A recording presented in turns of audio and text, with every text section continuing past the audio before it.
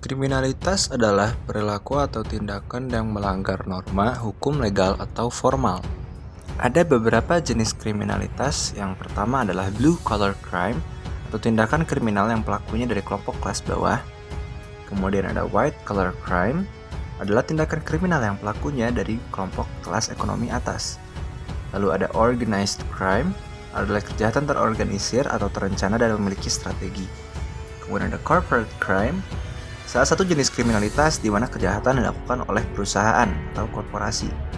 Dan yang terakhir ada cybercrime, adalah suatu tindakan kriminal yang terjadi di dunia maya dan berbasis teknologi juga jaringan. Sebagai kasus kriminal yang ada pada saat ini semuanya melanggar sila kedua yang berbunyi kemanusiaan yang adil dan beradab.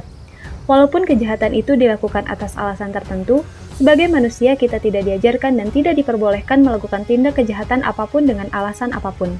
Sebagai umat manusia dan warga negara yang baik, hendaknya kita bertindak sesuai adab-adab manusia yang saling menghormati, melindungi, menyayangi, dan adil terhadap sesama manusia lainnya. Menegakkan hukum yang adil dan perlindungan HAM dan sikap masyarakat sebagai manusia untuk menjalankan adab-adab kemanusiaanlah yang menjadi kunci menghadapi berbagai kejahatan yang ada. Salah satu contoh kasus kriminal yang ramai menjadi perbincangan waktu itu adalah kasus penyiraman air keras kepada penyidik KPK Novel Baswedan.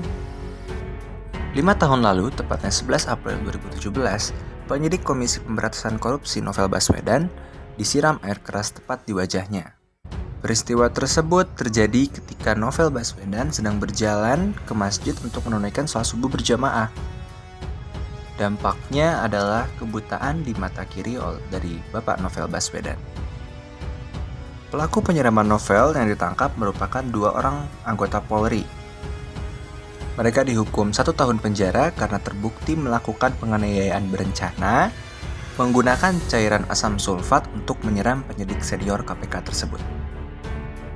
Kemanusiaan yang adil dan beradab, di mana dalam sila kedua ini menjelaskan bahwa sebagai rakyat Indonesia, selayaknya memperlakukan setiap manusia secara adil dan beradab dengan cara saling mencintai sesama manusia, mengembangkan sikap tenggang rasa, tidak semena-mena terhadap orang lain dan menjunjung tinggi nilai kemanusiaan.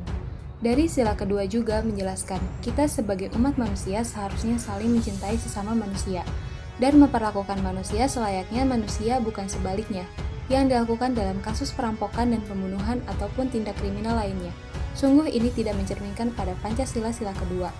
Dari banyaknya kasus yang terjadi, juga dapat diartikan bahwa kebutuhan manusia masih sangat kurang, karena masih banyak pengangguran di negara Indonesia sehingga mereka untuk mendapatkan uang dengan cara kriminal untuk memenuhi segala kebutuhan hidup mereka sehari-hari. Dari ini juga, kita sebagai umat yang berperikemanusiaan harus saling menghargai satu sama lain.